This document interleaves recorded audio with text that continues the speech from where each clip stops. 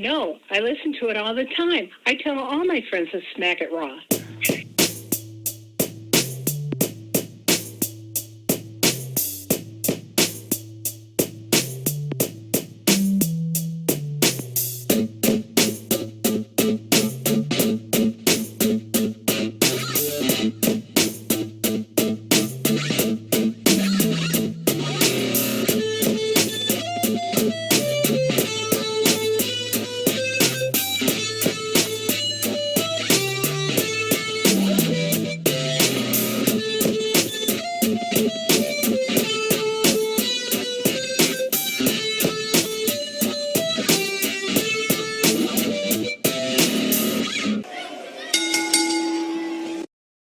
Following podcast contains mature content. The views and opinions expressed by the host are not necessarily those of the host. Listener discretion is advised.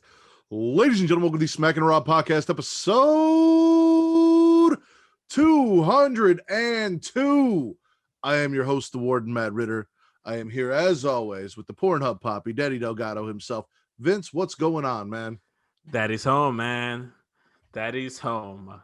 Dude, yeah, man, not much, man. Just chilling, enjoying another solid week of wrestling.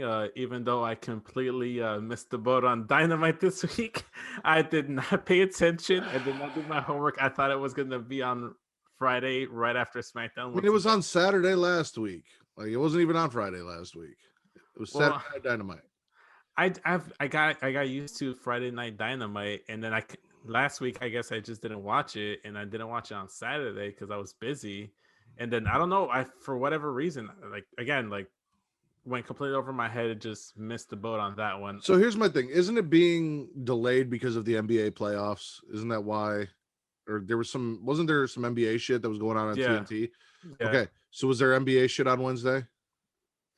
Yeah, but I think it might have been. I think they might have been on ESPN though. Okay. Yeah, well, it was on ESPN. Yeah, that's if you're following the NBA like I know you do because you do a fucking podcast and talk about shit, you should know when the NBA is on and be like, oh, they're not on Wednesday. Dynamite will be back. Well, they're not on today. There was a hashtag like no NBA like discussion on Twitter today, so that's why I figured it'd be the perfect day to have fucking Dynamite because there was Dynamite is on Wednesdays. So if there was no NBA on TNT on Wednesdays, why wouldn't Dynamite be on its normal day? There hasn't been any basketball on TNT on Wednesdays. I don't know why they moved it to Fridays in general. It's usually on Tuesdays and Thursdays. That's why Dynamite being moved to Fridays just never made sense to me. Are you sure? Yeah, because Wednesday and Fridays would be ESPN. Why did Dynamite go to Fridays? Preemption stuff has been moved to Friday at 10 is to help familiarize people with that time slot. So that is actually part of the reason for not running it on Thursday or running it on Saturday. It is to get the Friday night thing going. So, because aren't they going to have a Friday night show going forward? I think not till like August. I thought maybe it's July, but I thought it was August. Yeah, so maybe it was one of those things where they moved it to Friday just to get people used to the idea for Dynamite on Friday. But see, here it says several upcoming episodes of Dynamite have been rescheduled due to the NBA. But there's a good reason why they're on Fridays, and then the reason I gave you for why they were on Fridays is why they were on Fridays. But they were rescheduled because of the NBA. So maybe earlier on because there would be like the semifinals, like the first round. But like once they got to the conference finals, it was every other day, and then for the most part, it'd be like Tuesdays and Thursdays. I don't know. I don't fucking watch the shit. I know you don't. That's why I don't hold you to it, man. I like sports where people hit people. Fair enough. For real, hit people, not like you hit people and then get in trouble for it. I like how you say like for real hit people as we're about to cover a scripted pro wrestling show. It's not a sport. This is a TV show. Okay. Sports entertainment. I enjoy TV shows where they fake fight. Okay. I'm not expecting them to actually decapitate people on the TV. It'd be nice. It'd be nice to see that. It'd be nice. No, it would not. I don't want anyone to actually die for my entertainment. Why not? If they're not dying for my entertainment, are they really trying to entertain me? Yes, they are. I don't think so. No one should need to die for your entertainment. I don't even know how to transition this. So we're just gonna ignore that entire conversation we just had and look at Vince's shirt, that Black Lives Matter shirt that you guys can get from whatamaneuver.com. The link is my pinned tweet at Matt Ritter. That's at MATTRIDDER on Twitter. Go there, buy a shirt. Money for the shirt gets put into a fund by TC from Young Kings Wrestling. And then that money is distributed to the families that are affected by police brutality and police violence and gun violence. So he gets it into the hands of the people affected by, you know, the thing that we're fighting, the injustice in the United States, the systematic injustice, the issues that are behind the idea of Black Lives Matter. It is not affiliated with the organization. So if that is something, you know, if you're new here and you're worried about that and you don't like the organization, which we understand, it is not affiliated with the Black Lives Matter organization, but it is pushing the narrative of the idea of what Black Lives Matter is. That Black Lives Matter also, that Black Lives Matter as much as all other lives, because they're not valued that way. And if you don't understand that, I don't know how else to explain it to you, but I have about 200 other episodes where you can go back and listen and hear me try and explain it to you and see if you can fucking figure it out at this point. Yeah, exactly. All right, Vince, let's get into news and rumors. There's a lot of fucking news and rumors this week. So Chris Jericho, I love this one because it involves my personal favorite, Shotzi Blackheart. Apparently Chris Jericho is still butthurt about that GIF that Shotzi Blackheart posted on Twitter after he did his fall from Blood and Guts of the lady landing on the bed, and made some vague threats about the women who made fun of Blood and Guts and how they very well could be looking for jobs in the future, and how he is not going to forget the things that they said or tweeted about him when it's time for them to. So basically he's like, oh, you made fun of me because I fell on a crash pad and we filmed it poorly, so I'm going to blackball you from AEW because you hurt my feelings. Like, isn't that shit that a lot of like AEW fans or like AEW people within the company gave shit to like Triple H or the WWE? I'm not justifying WWE, but isn't that the same shit that they call WWE out for? Supposedly the Triple H and other people be blackballing them from like making it to WWE. probably, but I mean, Chris Jericho specifically himself is like, oh yeah, well, you picked on me, so you can't have a job here. Oh, bitch. I didn't And even then hear about that one. my girl Shotzi retweeted her tweet after that news story came out. So she's like, oh yeah, well, fuck you. Here it is again, which is why I love her so much. Oh man. A lot of controversy about the Bella twins, talking about China from like 8 years ago on the Joan Rivers show. Basically they were on the Fashion Police or whatever the fuck Joan Rivers did, and they were showing some pictures of wrestlers, one of which was China, and they clipped that specific thing where they basically said they didn't know if China was a man or a woman, blah blah blah, because she's very masculine. Like it was the Bellas, but it seemed to be the Bellas in character from 8 years ago. Yeah. It only came up because of the China documentary and because of everything that came to light from the China documentary and all the stuff that she went through. So now it seems like the internet is digging to go find every negative thing that a wrestler ever said about China to put them on blast, and the Bellas caught shit for it. And Nikki, who is the one who said the shit, actually put out a apology. And then of course the internet's like, you didn't write that, your publicist wrote that, you didn't mean that, blah blah. Like, people are fucking ridiculous. Like, she said the shit, she apologized, she said, you know, I was 29 at the time, I was doing this job, I wasn't thinking about how it would affect anyone else, I was blah blah blah, blah, and I apologize for it. Obviously China is a pioneer in this company, and if it wasn't for her, you know, we might not have had the careers we've had, this and that, blah blah blah. But again, like, you're going back 8 fucking years to go find something somebody said that was bad so you can shame them, and then when they apologize, you're like, no, we don't accept your apology, fuck you. Like, what do you want? Didn't I think I might have heard, I didn't see it personally, but I think Dakota Kai might have been targeted as well. Tegan Knox. Tegan Knox. Tegan Knox basically just said she didn't fucking like China. Like that was really it. Like, and she was 17 when she was making these tweets about how she didn't like China or she didn't think China was good at Wow. 17. And people went and found that shit and were like shitting on her for that. That's what I'm saying. Like, That's what that was? I thought yeah, she dude, actually had said something controversial or something. not really. Like, I saw the tweets that the person had like grabbed and fucking put on Twitter because like I looked it up and I'm like, what's going on here? And basically it's just like, I mean, she said China, ew, but like, okay, like she didn't say Yeah. China's got a fucking 6 foot long dick, or No, exactly. Like, dude, like I've dated so many girls that where I tell them something or make mention of something, they just their reaction is ew, as in like they dislike that. yeah, Not like, as in yeah, it's, and even if she said ew, China's ugly, like that was her opinion at 17. She did not find China attractive. Like, you are not obligated to say someone is attractive that you do not find attractive. I do not find a lot of people attractive. mm-hmm. I'm not going to sit here and tell you that I think you're pretty if I don't think you're pretty, Vince. Like, that's not going to happen. Exactly. You are pretty, and I think you're pretty, and I'm gonna get that Yeah. pretty ass on OnlyFans one day. But neither here nor there. My point is, like, okay, so she didn't like China, and she thought China was ugly. Really, we're gonna cancel her for I don't like China. I thought China was ugly. Oh well, she's a wrestler, and China's paved the way. This and that. But Hulk Hogan paved the fucking way. If I was a wrestler, I'd be talking shit about Hulk Hogan left and right because Hulk Hogan's a piece of shit. Now, China Exactly. wasn't necessarily a piece of shit.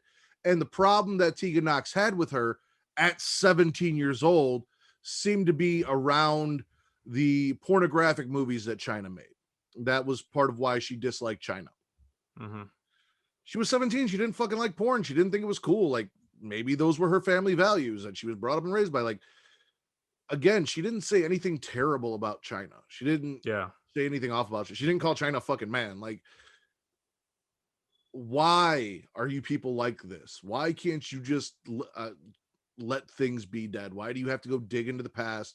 And it's basically because the person doesn't like Tegan Knox, or somebody doesn't like the Bellas, and they're like, we're gonna go Exactly. find this person, we're gonna go put them on blast and make them look shitty because we don't fucking like you. Like, grow the fuck up. Yeah, no, honestly, I just kind of get sick of it because specifically the Bellas, man, like they get a lot of shit, man. And it's one thing if you don't like the Bellas, they're not for you. But it's like people go out of their way to like shame wrestlers or celebrities or any kind of like athlete that they just don't personally like, and it's just honestly, I've never agreed with the idea that celebrities are role models because I don't think that when you become a celebrity in your mind, you're signing up to be a role model. I think you're signing up for, I want to be in movies. I want to be famous, isn't that? Like, you're not signing up for that. You're probably not even really thinking about that. Like, if we mhm. got famous on the show, definitely not a fucking role model. I did not sign up to No, do this podcast to be a role model to anyone at all, ever. But here's my thing. Because you look up to somebody, they're still fucking human. They're still going to make mistakes.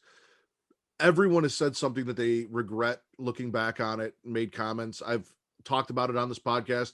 Shit I used to say back in the early 2000s that I now know is wrong and hmm no longer say. Like, yeah, we do this. And when it's out on the internet, it's there for fucking ever. And somebody who digs deep enough can find it and pull it up and throw it back in your face. And it's gonna fucking suck. yeah. All you can do is take the L and move on.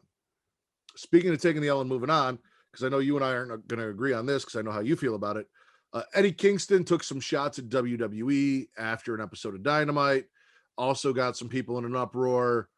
Oh, why are they still talking about WWE? Why do they always have to, like? I don't give a fuck. Like, it doesn't bother me that AEW takes shots at WWE. It Mm-mm. really doesn't. Most of the time, excuse me. Most of the time, I think it's fucking funny and I enjoy the shit.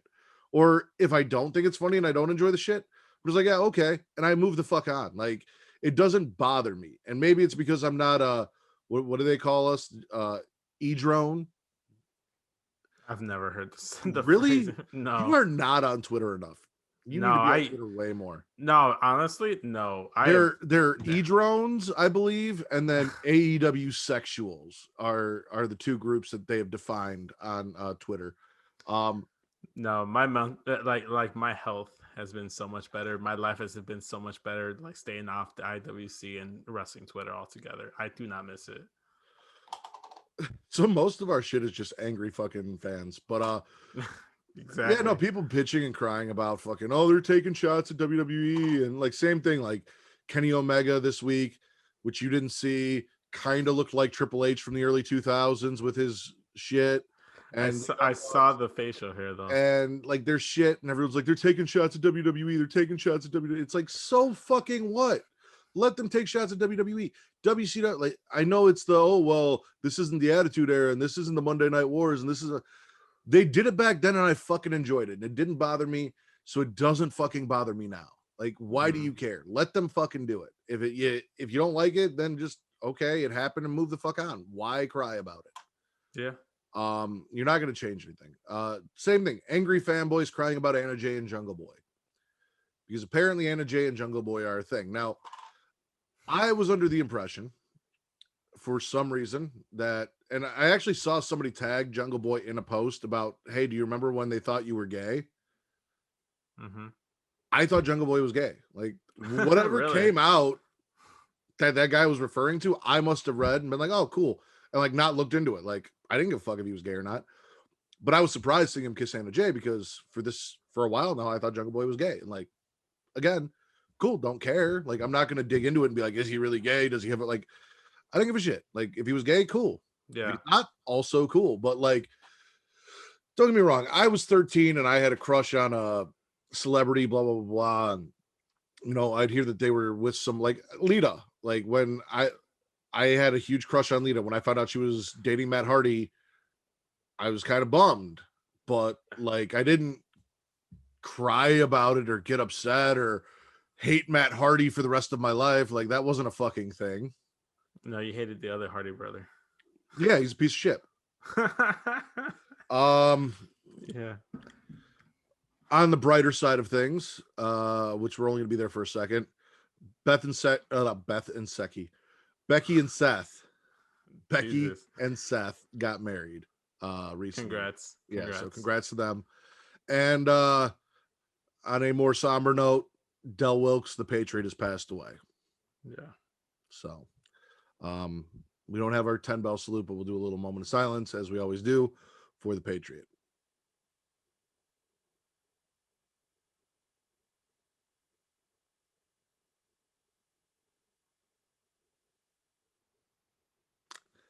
All right.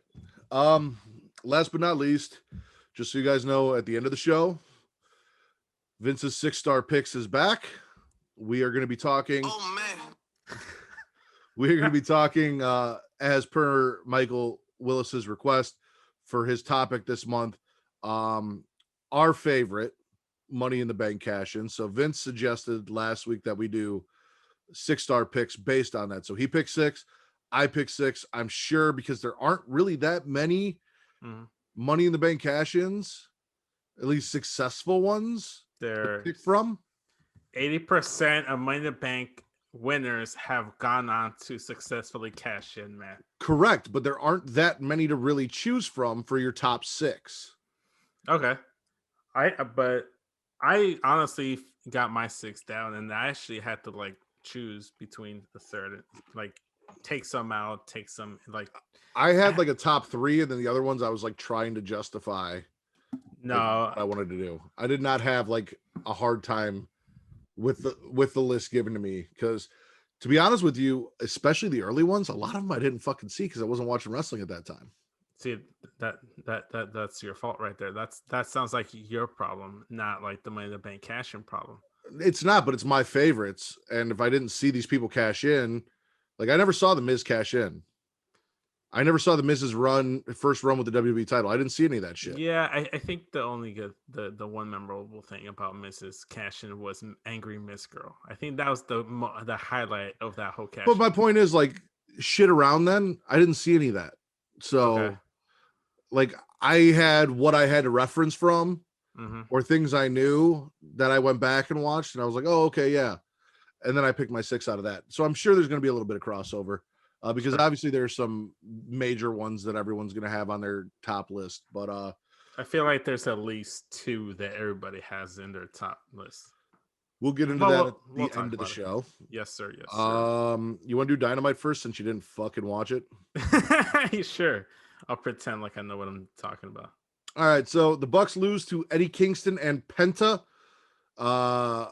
During the match, Frankie Kazarian, aka the Elite Killer, I believe, or the Elite Hunter, Frankie Kazarian, takes out Brandon Cutler to help even the odds. Christian, and now Eddie Kingston and Penta get a title shot against the Bucks because they're the first people to defeat the Bucks since they became tag team champions. We got Christian hyping up Jungle Boy backstage. I don't think he needs it after that picture of him and Anna Jay. I think he's got all the hype he needs. Ethan Page explains that he wants to mentally fuck Darby Allin. Basically, you're laughing, but I'm serious. Like, he's like, I'm gonna get in there and I'm gonna fuck your brain up because I tried, we tried destroying your body and that didn't work. So we're gonna go for the mind and we're gonna fucking fuck your mind. Sting then drags a coffin out with Darby in it. So he drags his coffin out, little vignette plays, and then Sting pulls a fucking sheet off the coffin and Darby's in it. They jump the Men of the Year.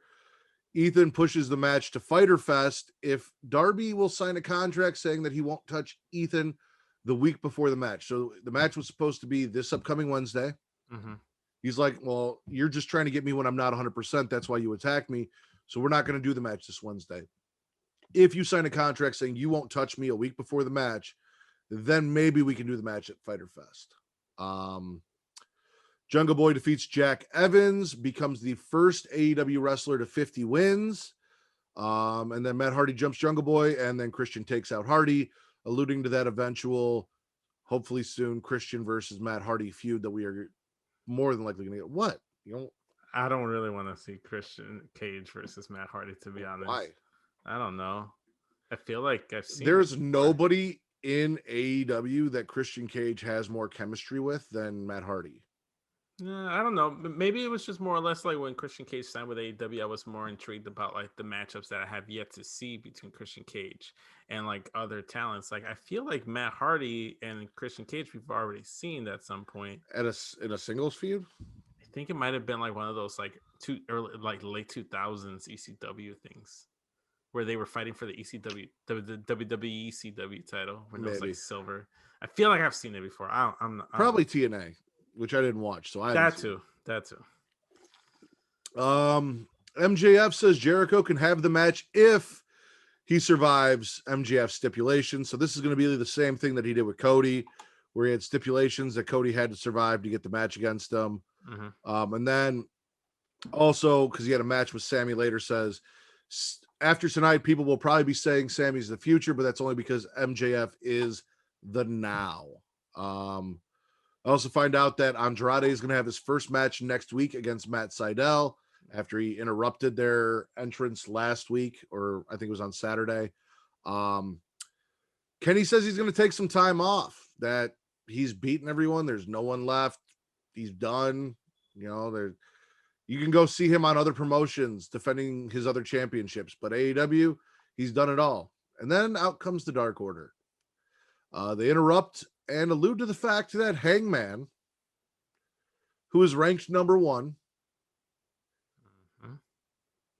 is deserving of a title shot and that Kenny can't duck him. And Kenny basically says Hangman doesn't have the balls and that they probably shouldn't be talking for Hangman.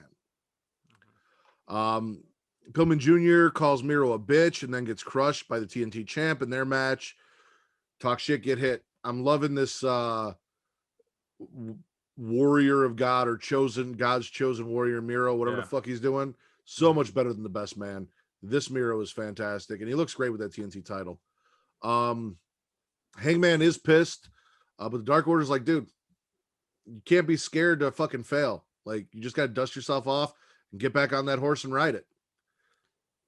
Sack up, bro. Get back on that. Get back and eat that horse, Hangman. Eat that horse.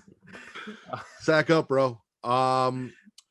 Britt and Rebel defeat Vicky and Nyla. Everyone thought that Vicky was going to have somebody replace her in this match. Did not happen. Vicky wrestled and lost to Britt and Rebel. Nyla put Britt through a table after the match.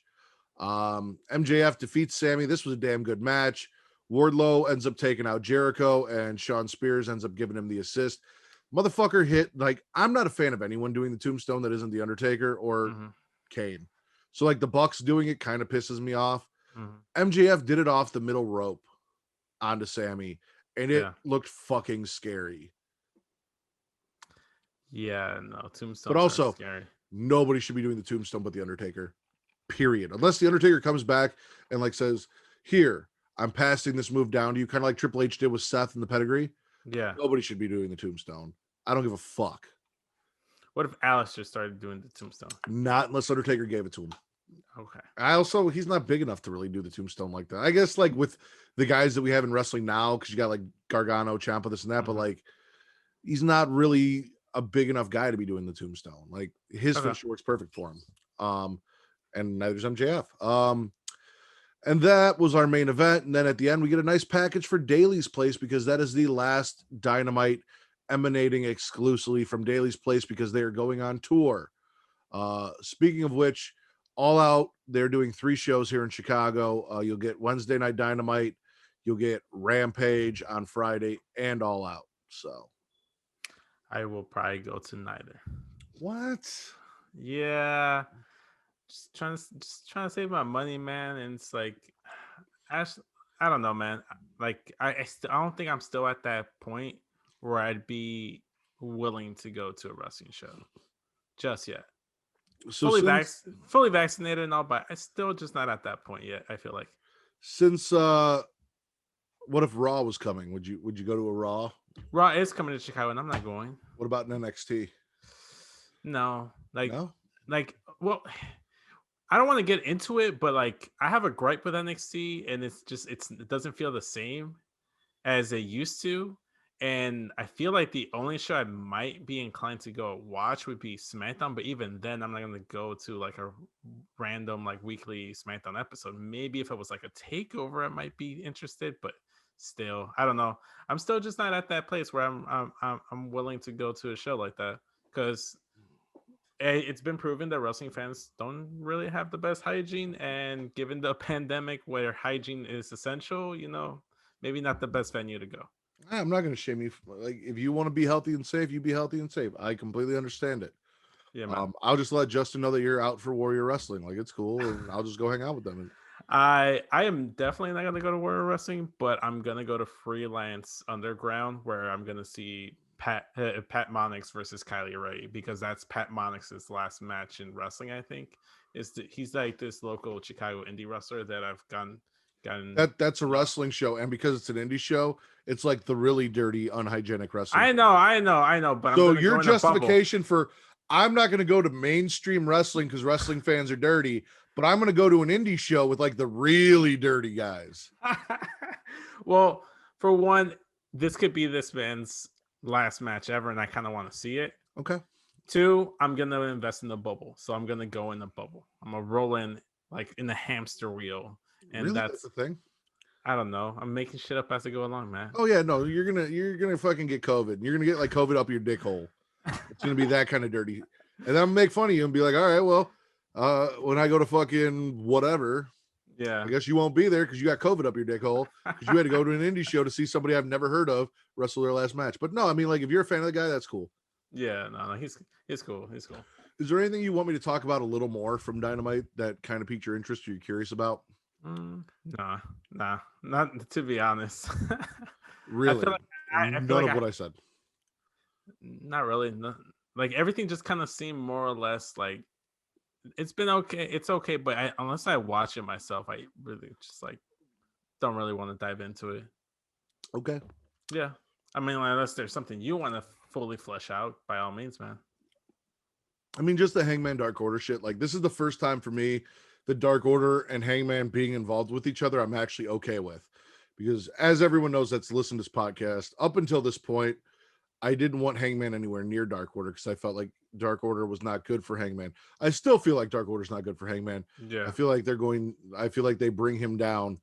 But them going out there in his defense and saying he deserves this title shot and blah, blah, blah, that was cool. And then also them kind of telling him to sack up and go take what's his Mm-hmm. kind of cool. And if Hangman becomes AEW champion from this, that's all I've ever wanted.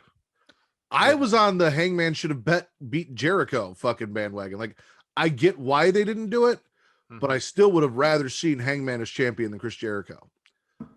I have been behind Hangman since the day I saw Hangman. Now, mind you, it's because when he was doing his original finisher, not the buckshot lariat, it is a finisher that I invented, probably before Hangman. I don't know how he found out about it, but big mark for that. So I feel you. the Dead Eye, which was the last rites. Yeah, that's my shit. I came up with that. I feel like I can't fully get behind this unless we see buttless chaps, Hangman Page, assless chaps. Why are you PGing it up? I thought that's what it was. Yeah, it's assless chaps, Hangman Page. That's championship material right there. Unless he comes out with assless chaps, I don't think he's ever gonna get that title, man.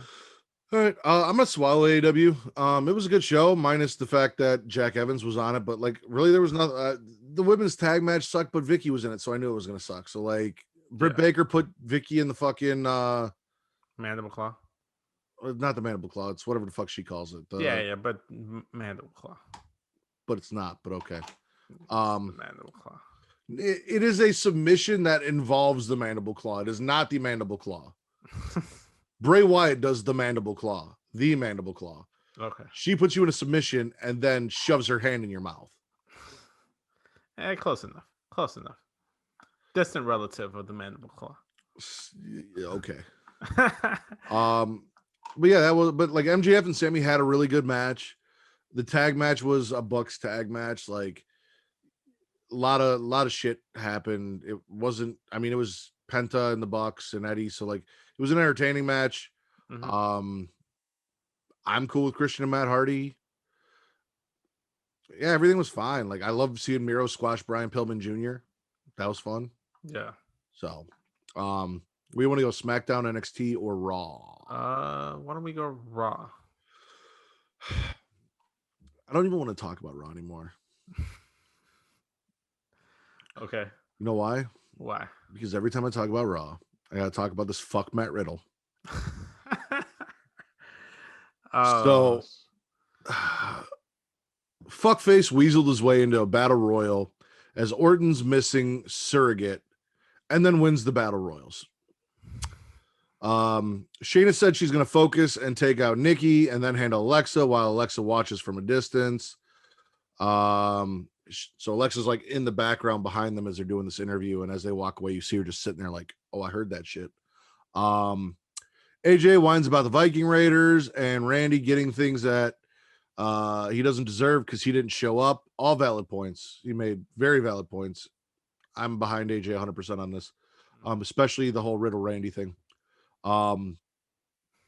Yeah, Nikki basically saying that like, oh, Randy didn't show up, he forfeits his opportunity. It should be a singles match. 100%. Yeah. Nikki Cross is now going by Nikki Ash, almost a superhero, because she's not a superhero yet, but she's almost a superhero. This is going to get over big, in my opinion. Like, no bullshit, especially if they put this in front of fans. Yeah. Nikki Cross doing this gimmick with her energy, with her attitude, in that superhero costume, people are going to eat this shit up. And I feel like she's going to be really entertaining. And to me, she has been. The mask is better this week, too. Well, it's because they took the blue face paint out from underneath. And I think that kind of fixed it a little bit. And then the mask material was different because like the mask from last week kind of like looked like Kane's mask type of material. And then this week it kind of looks like an actual, just like whatever mask kind of like the Hurricane was wearing. So Nikki ends up defeating Shayna Baszler because she's almost a superhero. Alexa comes down, takes out Reggie and Nia during the match to even the odds, which was great because she kicked Reggie in the dick and then kicked Nia in the knee. You know, a lot of people, well, we'll get into it because that's going to be one of my swallows. So Kofi gets serious after what Bobby did to Woods. He's not fucking around anymore. MVP interrupts to bring Kofi back down to earth. Kofi won't let nobody tell him he can't do it. Kofi calls out MVP for milking his knee. MVP swings the cane after claiming he wasn't cleared, and Kofi puts him on his ass. No Bobby Lashley tonight. MVP did have the groupie train. So looks like Eva got Dewdrop back in line, said she made a mistake and that they're going to get a rematch to make up for it. So we see Asuka and Naomi lose to Eva and Piper this time. Eva tries to get a little payback on Piper by dropping down when Piper goes for the tag. Dewdrop. Dewdrop says fuck you and wins the match anyway. Yeah. Miz and Morrison interview about how Miz is going to help John win and why Miz is this and Miz is that. Ricochet ends up slipping in for the interviewer and then hitting them with the drip stick. I don't know where he got that drip stick from, and I don't know what was in it, but I would not have wanted to take a shot in the face from it. Ricochet and Morrison ended a double count out. I believe that was Morrison's already in the Money in the Bank, so that was not a Money in the Bank thing. They're both in. Rhea and the Sexy Muscle Friends lose to Charlotte and Natty and Tamina. Charlotte hits Mandy with a big boot to get the win, which was weird. And Rhea chop blocks Charlotte post-match as kind of like a fuck you payback.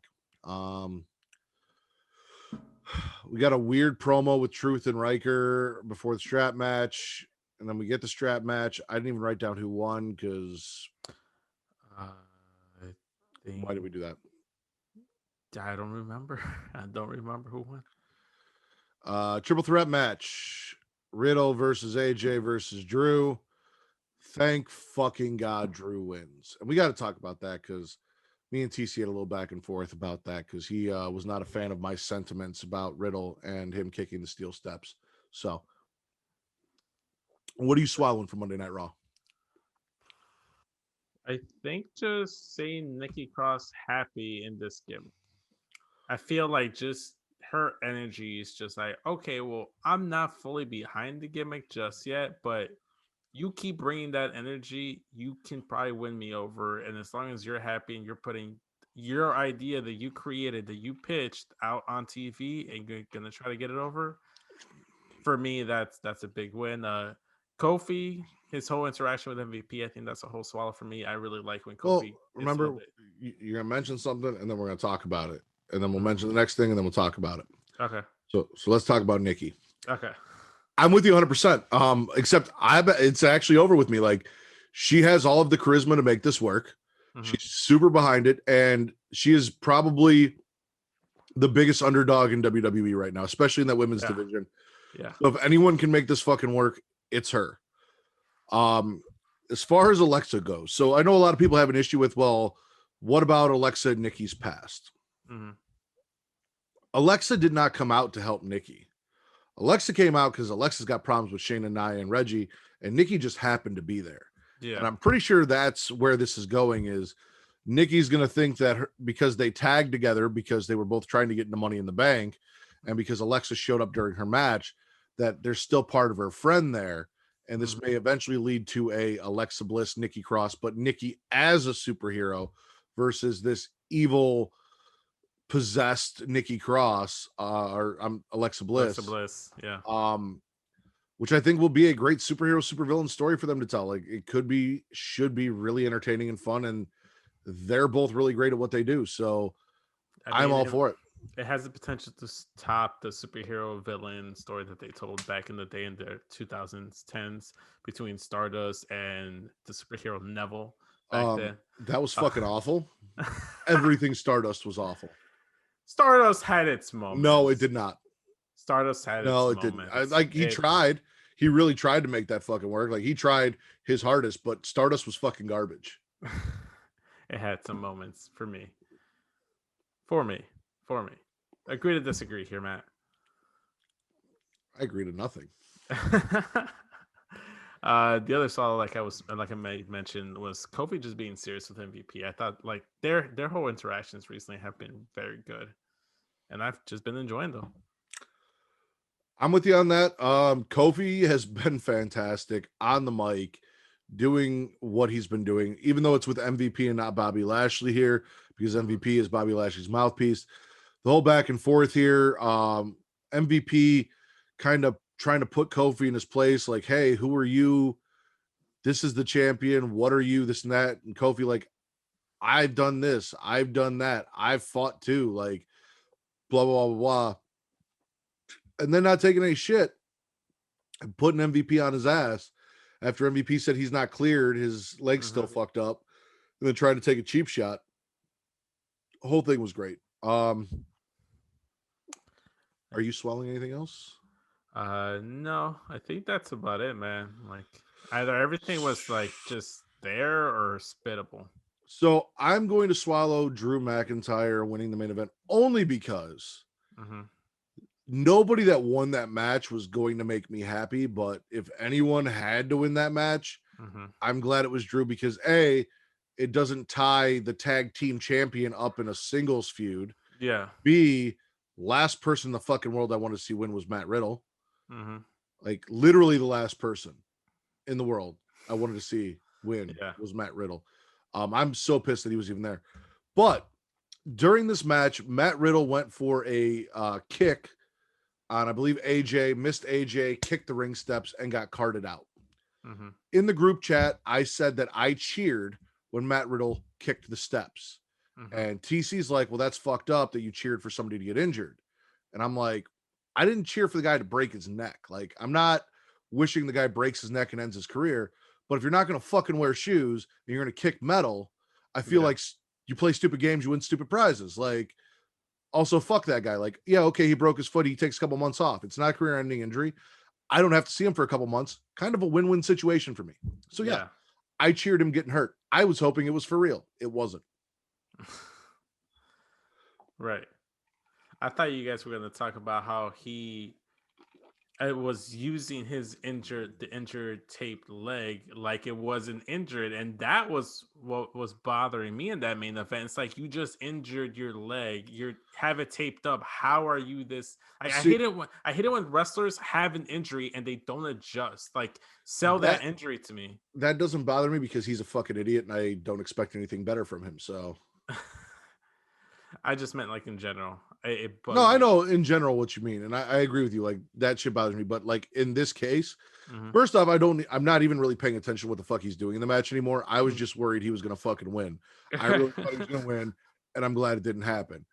Yeah. But like him not knowing, like, so here's my thing. I've known a lot of guys like the character that Matt Riddle portrays, and I feel like it is Matt Riddle just turned up a little bit. I've never liked those people. Like, I've never gotten along with those people. I don't get along with them. I don't trust them. They're not my kind of white people. I don't fuck with those people. Like, just doesn't happen. Yeah. Every time I see him on my TV, I'm reminded of a bunch of fucking people that I've met like him that I don't fucking like. Yeah. On top of the fact that he disgraces my name and had someone threaten me with castration. So that's where I'm at. Yeah. You spitting anything?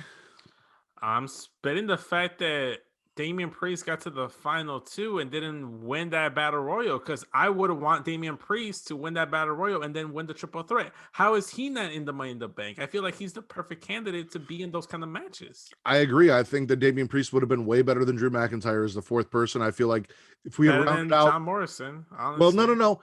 I don't mind John Morrison because John Morrison has never held the Money in the Bank. He has never been a WWE champion. He was ECW champion. That doesn't count. That's like being IC champion. Like that wasn't shit. So I'm good with people being in this match that have never won the title, because whoever gets the Money in the Bank, we're getting a new champion if they successfully cash in. Right. If they successfully cash in. So no, I was all good with that, and I'm all good with Damian Priest being in it and them doing that, but I worry that they're going to put the fucking Money in the Bank on Drew. Though they did make it clear on Raw that if Drew wins, he cannot cash the Money in the Bank in on Bobby while Bobby is champion. So that's very important. Yeah, I'm spitting Riddle as well. I've actually got one more swallow that you're probably not going to agree with, but I want to see if you spit it first. So what else are you spitting? Spitting. I don't know, man. I feel like there's not like. I feel like everything was just kind of there. I was just like, the one thing that really just stuck out to me that was like spit worthy was just like Damian Priest just like not not like making it to the finals. I think that's about it. Everything else is just kind of par for the course for I'm Raw. spitting them putting R-Truth in danger by putting him in a segment with Riker with a strap, and the fact that we had the strap match. See, even though we mentioned it at the start of the Raw recap portion, I forgot all about it already. Both me and TC at the exact same time tweeted out, "Truth, get the fuck out of there!" Like, I went and looked exact same time. We're like, "What are you doing? Get the fuck out of there, Truth! Like, you should not be there." Mhm. I'm also spitting the 6-woman tag team match because I don't understand who's a babyface and who's a heel here. Like, I know Charlotte's supposed to be a heel. I thought Natalia and Tamina were baby faces. Mhm. Apparently, they're not. Then I also thought Mandy and Dana were baby faces, but then they were kind of heels, and now maybe they're Yeah. baby faces again. And I have no idea what the fuck Rhea is. Like, I'm so lost on what the fuck Rhea is. I have no fucking clue. Also, thought it was weird that Charlotte won with a random big boot, like just kicked somebody in the face and then pinned them, and that was over. No I figure think eight, no she's natural selection. won matches with just a big boot. It's not a I, finisher, as far as I know. It's not really a signature. She, like, on occasion, yeah, if like you've done something and you hit a big boot to cap it I off, think she beat Bailey in the match with a big boot. it's weird to me. Um, so here's what I'm swallowing that I thought you were gonna spit. I'm swallowing the story that they're telling with Eva and Piper. Okay. I just don't care enough to swallow or spit it. Here's why I'm swallowing it. They are Okay. doing a fantastic job with this story. So I'm going to break this down for people who may not understand or see what's going on here. WWE announced that Eva Marie was coming back and got a shit ton of backlash. Mm-hmm. And then basically decided, well, we're going to just fuck with everyone and piss them off and get a lot of heat on her. So when she comes in, she's a big heel because people already don't like her. So they did these vignettes called Evolution, basically mocking the idea of evolution because she's a fucking heel, Mm-hmm. saying that she wanted to be a role model. She wanted people to look up to her. She wanted to be this, all that. And everyone's like, no, fuck you. We hate you. No, Yeah. fuck you. Don't come back. How dare you use evolution? That was the whole fucking point of the vignettes. But everyone thought she was going to come back as a babyface, kind of like we knew they were going to push Riker as a babyface. And we're like, no, fuck you. We don't want it. But this time, they didn't actually bring her back as a babyface. They just made you think that. So you got really, really pissed off. Mm-hmm. Then they bring in Piper, get even more heat on her, announce that they, coined Dewdrop and that it was going to be Piper's name. And that everyone got really, really pissed. Mm-hmm. But Piper goes to introduce herself as Piper, and Eva cuts her off and dubs her Dewdrop. And you can see Piper's annoyed. And then Piper leaves at the end of the match. I don't know why Piper's back on Eva Marie's side at this point, but I'm sure we're going to find out. But you see Piper getting more and more fed up with her quote unquote mentor, Eva Marie, as the weeks go on. Eva Marie even was brilliant on Twitter and went and called herself a future Hall of Famer, all of this stuff. And like people ate that shit up, hook, line, and sinker, and were going in on her. And I was fucking loving it.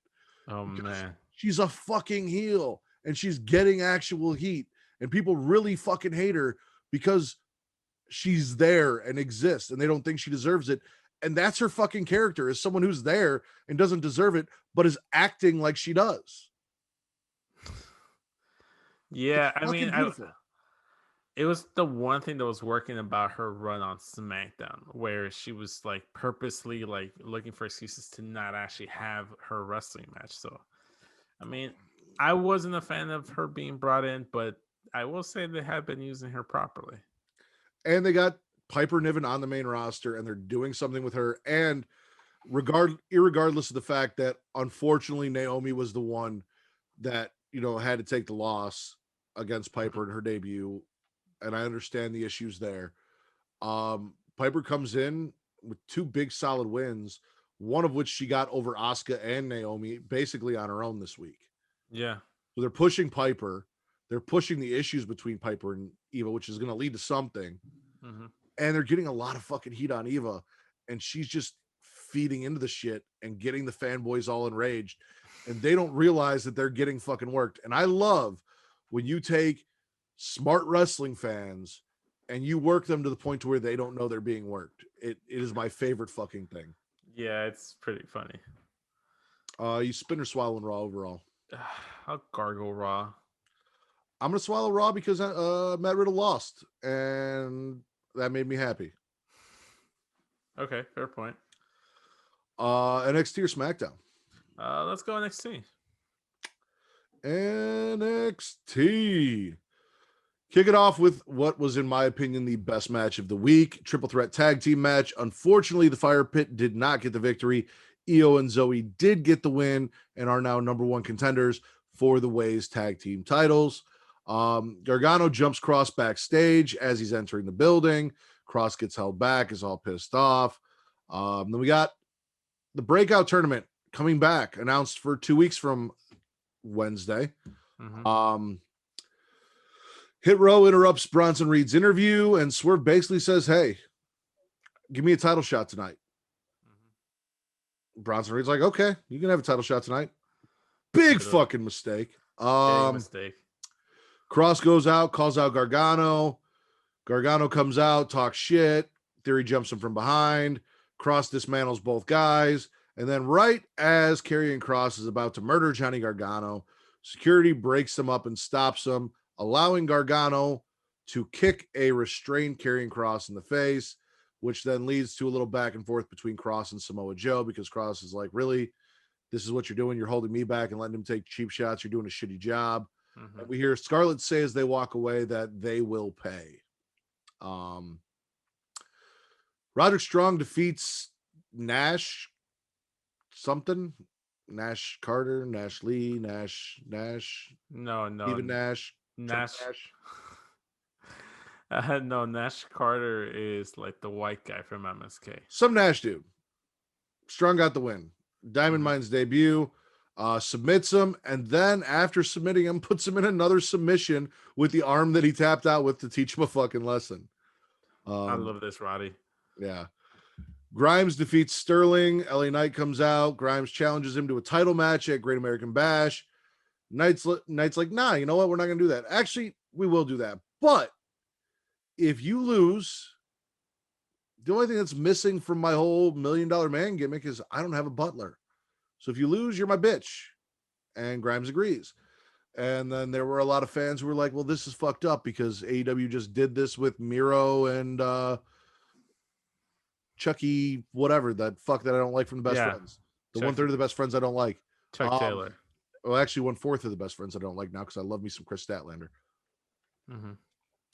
But I mean, again, they did the same thing with the $1 Million Man and Virgil. So like AEW took something WWF did. Like everything's fucking recycled. Like stop nitpicking and just enjoy the fucking stories and stop trying to find, well, AEW did this and now NXT is doing it. Well, I could find every story in any promotion that another promotion has done at some point in fucking time and put their own spin or twist on it. Like it is what it is.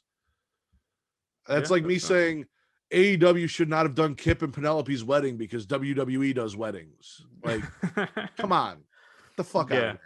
Yeah, man. Just not everything's fight. It's a fight, man. Just drop it. Just drop it. It's not worth it. Drives me nuts. Kyle O'Reilly calls out Adam Cole.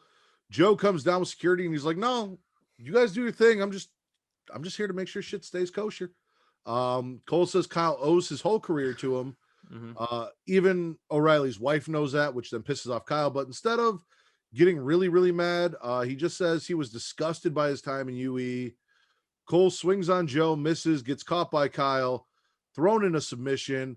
And then as Cole's begging Samoa Joe to break it up, Samoa Joe's like, I mean, you kind of swung on me, bro. Fuck you. And bail. Yeah, I fucking love Samoa Joe. Tian Sha defeats Jake Atlas and Martinez because Mercedes Martinez only really gave a shit about Mei Ying, who choked her and fucked her up. Like, was not focused. Apparently, Mercedes Martinez took that kick to the dome and really got knocked out in that match, is what I heard. Really? I mean, I wouldn't be surprised the way she fell. Ciampa and Thatcher have a sit down with NXT's most hated tag team, MSK. Both teams want respect. MSK hits Ciampa in the face, and Ciampa says, "That's your one free shot. That's all you get."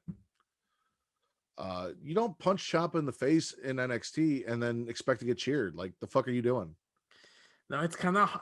I think they kind of put them in a situation where it's kind of bad for them because it's kind of hard to hate Champa, especially with fans there. And Thatcher's just kind of been charming as Toothless Timmy or whatever fucking role he's in right I now. mean, the situation that they put him in that was bad for them was putting the tag team titles on them from the get go, but that's neither here nor there. I, I feel like we'll talk more in a bit, but go on, go ahead and finish your recap. Well, we'll get back to it because I want to hear your argument as to how, since they've become tag team champions, anything has been good for them. No, I was gonna mention something else, but go on. Go Okay. ahead. We got Saray asking Regal for a match against Tony Storm next week. Also, side note, apparently Tony Storm was backstage at SmackDown, and I think I heard she had a tryout match or a dark match against Shotzi. Gargano tries to jump cross in the parking lot, but ends up getting choked out. And again, Joe's like, you kind of brought that on yourself. Like, you keep jumping the fucking guy. I can only do so much. This time it's on you, bro. Yeah, he's like, I think you might have pushed him a little bit too far this time, Johnny. Because he almost ran him over and he had to pick him up. Jesus. In our main event, Isaiah Swerve Scott wins his first title in WWE, becoming your new North American champion, which really fucking blindsided me, but I get it.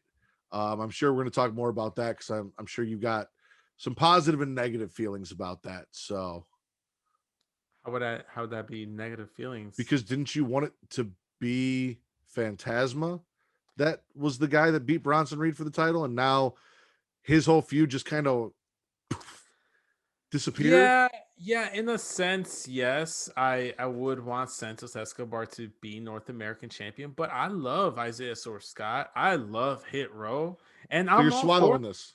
Oh yeah. So we'll start our swallows here. Okay. Keep going.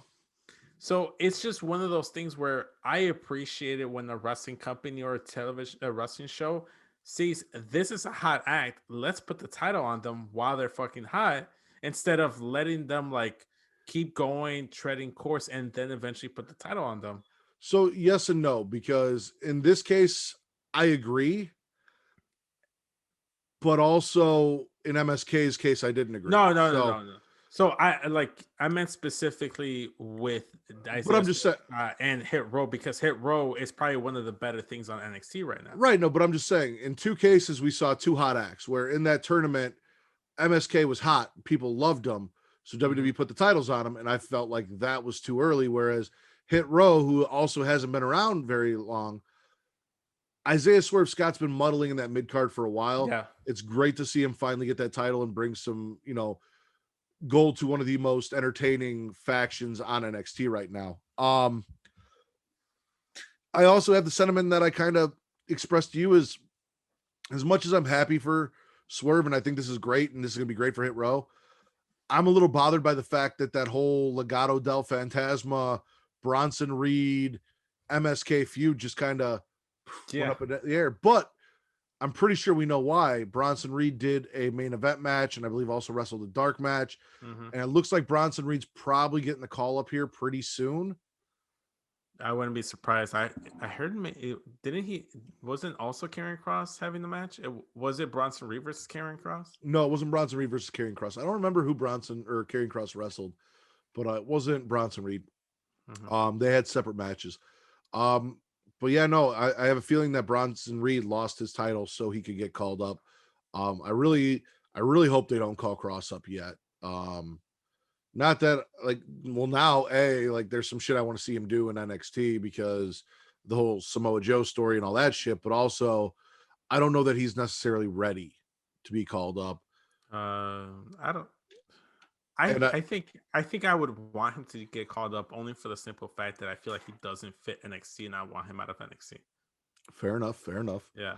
But yeah, no, I'm with you. I'm swallowing Swerve Scott winning. Like, that's fucking dope. Hit Row's got gold to hang on their fucking wall. Yo, Top Dollar just going through the plexiglass. Yeah. And Shanti the Adonis is like, hey, yo, you good? Hey, yo, you good? And then he's getting tossed over the whole thing was fantastic. Shout out to Justin from Heel Tactics, who said that could have made the wrecking ball video I had him make of people crashing through the barricade. If only. What else are we? I'm swallowing the triple threat tag team match again. That was my Oh favorite yeah, match of yeah, the yeah. week. Like there were a lot of good matches, but that match was fantastic. Shotzi every week just getting better and better in ring. Her and Ember Moon and their chemistry. Say what you want about their promos. RN, I don't give a fuck. They're fucking fantastic together. Their Yeah. chemistry together is great. Ember Moon hit the most beautiful fucking eclipse off the top rope that I've seen in God knows how long. Fantastic. I don't like. I understand why they're doing Zoe and Io versus the Way, and I understand that that's a story they're telling. That's what they're building to. I'm not a fan of already with these tag team titles, and as much as they've changed hands, transitioning to a made up put together tag team that Yeah, isn't exactly. like the Fire Pit became a tag team. Like they gave themselves the name the Fire Pit. They dressed alike. They became a tag team. Yeah, Like, they're a exactly. tag team. It's different. There's a difference from like two singles wrestlers coming together and forming a tag team, as opposed to two singles wrestlers thrown together into a tag team. And then There's a distinction. pushed into the title shot. Yeah. Yeah, exactly. It's just distinction. So So then, let me ask you. So then, Thatcher and Champa, where do they fall in that line? I'm not a big fucking fan of Thatcher. Like I get the whole toothless Timmy thing's getting over with people. Like I preferred Thatcher when he was just kind of doing the Thatcher thing, like Yeah, this yeah, whole yeah. Thatcher Timmy thing, like the Timothy Thatcher Champa thing. It's not doing it for me. I prefer Champa as a singles wrestler. Yeah. I've always liked singles Champa better. I would much I know this is controversial, and I know this isn't how you and RN feel because we've had this debate before.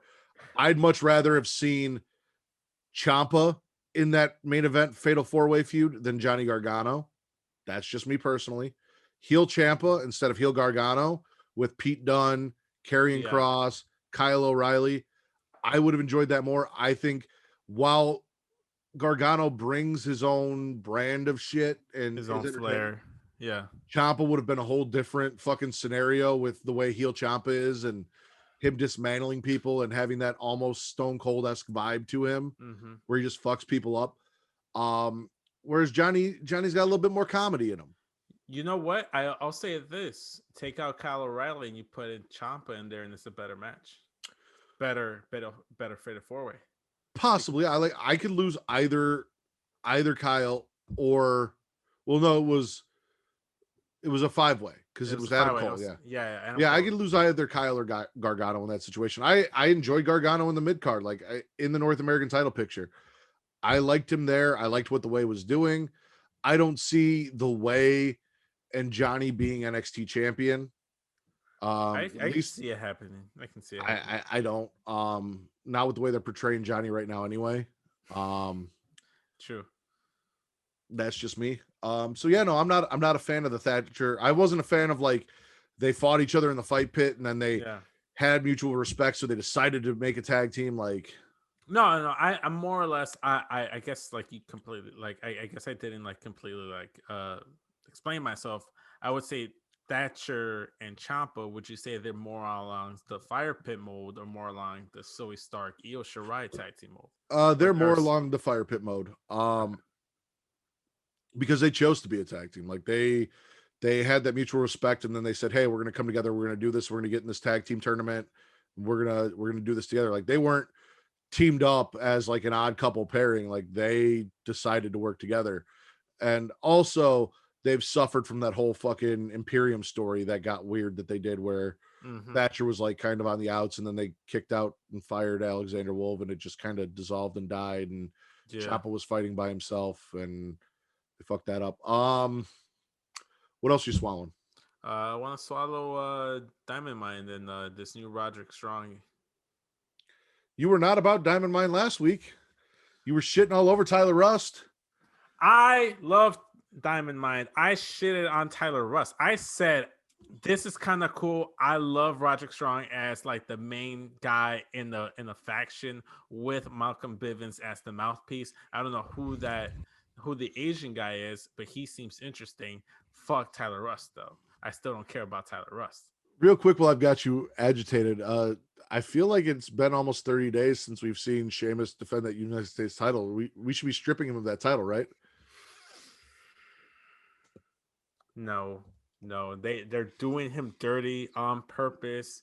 They sh- it why are they not featuring Sheamus? Like, he's got a broken face. He can't compete. And if he can't compete, he should forfeit the United States title. oh, but fucking Miz has a torn ACL, whatever the fuck he has, and he's still showing up in the wheelchair. Showcase Sheamus, damn it. Well, that's because they have Morrison to go do the wrestling for him. So he can talk and Morrison can do the wrestling. Who does Sheamus have? He can still do the talking. He can still talk. Jesus. Or at least give him like the Dakota Rhodes Dr. Doom gimmick where he's like walking around like pretending like now he's like hideous or something. Let him play off of that into another gimmick. I'm swallowing everything Samoa Joe, from him Yes. putting Gargano in his place out in the parking lot to him ignoring Cole's screams for help.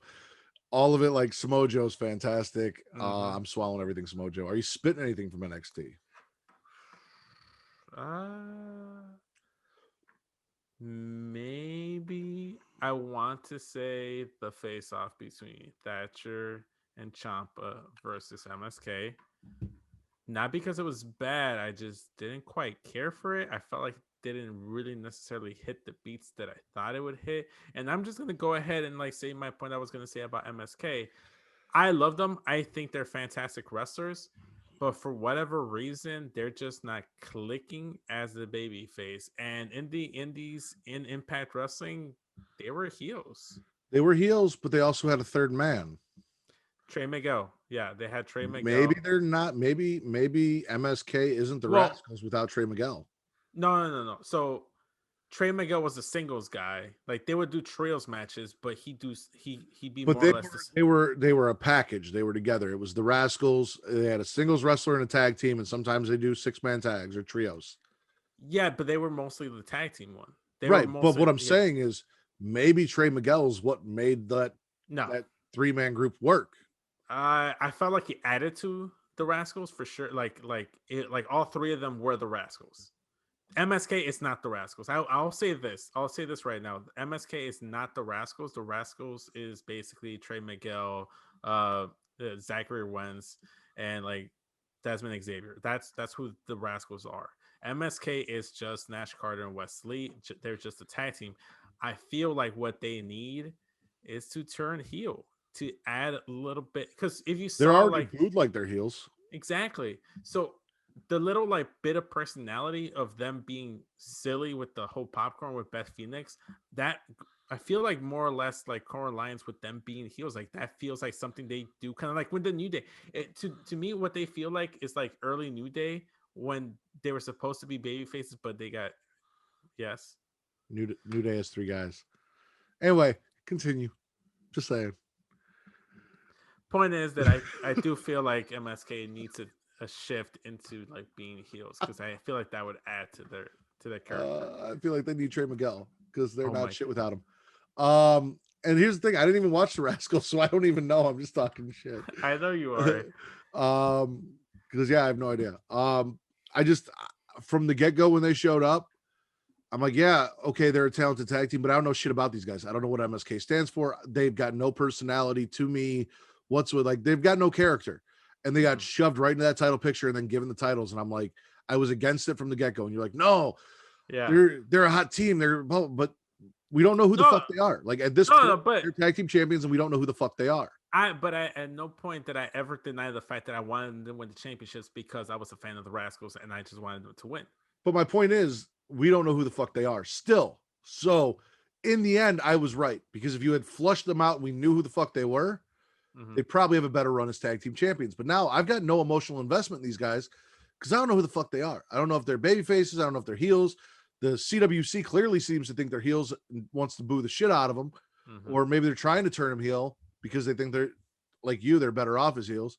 I know they're guys that ate popcorn with Beth Phoenix and got the tag team titles, and that's it. That's all I know about these guys. So I'm with you. I'll spit that. You spit anything else? Not really. I forgot to swallow this, but I'm swallowing the fact that they're gonna do the Cameron Grimes LA Knight match. Yeah, no, I'm this is one of those feuds where they do it right, so I don't mind seeing this match multiple times, whereas other feuds that we've seen recently, which we're also going to talk about on SmackDown, where I Yeah. have to keep seeing the same match over and over and over again. It's like, what the fuck? Mm-hmm. There's a story here. There's a reason why we're getting these matches. Like, something's going on. They're telling a great story. So I'm Yeah. okay with continuing to see this. I'm not tired of it yet. Mhm. After this match, I might be like, if Cameron Grimes loses, I don't know if I'm going to want another match. Yeah. Don't do it They're to death. probably, they probably won't do it to death, but they will have a third match if Grimes does lose, so that he no longer is like the butler or whatever to LA Knight. Yeah. NXT, spit or swallow. Gotta swallow NXT. Gotta swallow NXT. Just on the pure fact that Swerve Scott became and North American champion, I think too. Oh, I forgot to mention this like when it happened, but I also want to swallow whatever this like battery loading thing has been showing up like the last couple of weeks. Have you noticed it? No, I've noticed it, but I haven't talked about it because I don't know what the fuck it is. Why are you swallowing? Like, what if Because it's I'm something intrigued. stupid? I'm intrigued as to what it is. I'm swallowing the fact that they piqued my interest. Okay. Or as Perfect Cell once said on Team 4-Star Dragon Ball Bridge, is like, at first you had my interest and now you have my erection because I am interested. Like the first week, I thought it was Diamond Mine stuff, but then they kept doing it. I'm like, okay, now I'm really interested to see who the fuck this is. I'm genuinely interested. So I'm that's pretty what sure. I'm I honestly don't think it's anybody. I think it's gonna be Tegan Knox. I don't know I don't. why. I don't think it's anybody. I have zero reason to believe that it's Tegan Knox, but I feel like it's Tegan Knox. You know what I think it is? Do you want to know? What do you think it is? I just think that somebody's accidentally recording the charging rate of Scarlett Bordeaux's vibrator.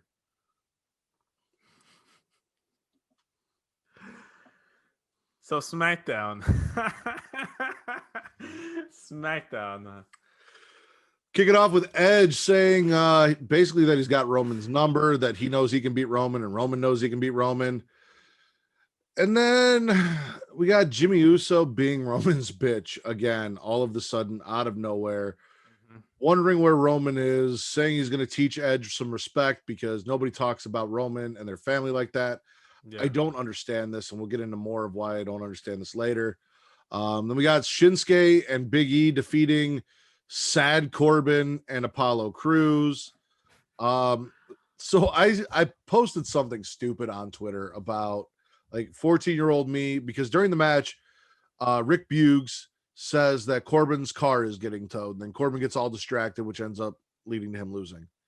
I was like, 14-year-old me would have been like, I fucking hate Corbin, blah, blah, blah. Like, I'm so glad he lost. And like 24-year-old me would be like, man, getting your car towed sucks, but also this character sucks, so fuck him. 34-year-old me is like, how the fuck did Rick Buggs know that they were towing his car? Oh man. So I put that on Twitter, and I actually had people like trying to explain to me, including Reek, but I think Reek was just playing along. All of the ways Rick Buggs would know, like they took me seriously. Yeah. How? So I just kept playing along, and I'm like, yeah, but like they're like, well, maybe they text him. I'm like, yeah, but like, what if they were late? Like, because they're all like, well, he's scheduled to tow for a certain time, so that they could send a camera crew out there and blah blah blah in kayfabe. But I'm like, yeah, but what if they were late? What if they got stuck in traffic? What if the tow truck broke down? Like, you scheduled that shit and you sent a camera crew out there. Also, how did he know? And they're like, well, they could have just texted him and told him that they were there. And I'm like, because he was on the stage all night. I didn't see a phone on him. Like, I'm just fucking with these people, and like they're actually trying to convince me how Rick Buggs would know in kayfabe that the tow truck people were out there. So I enjoyed that. That was fun. Shout out to Freddie Spaghetti, because he was giving me a lot of fun with that. Bailey promo. Bianca gets tired of hearing it, says she wants an I Quit match. Bailey kind of laughs at her, and she's like, oh shit, you're serious. I've never quit at anything. Says if Bianca makes her quit, she'd quit SmackDown. No, she'd quit WWE. No, she'd quit competing altogether, because it ain't gonna fucking happen. Sure, you can have the I Quit match. I think people took that a little too literally. I don't think that the stipulation of the match is if Bailey quits, she quits wrestling. That's not going to be a thing. I think she was just talking shit.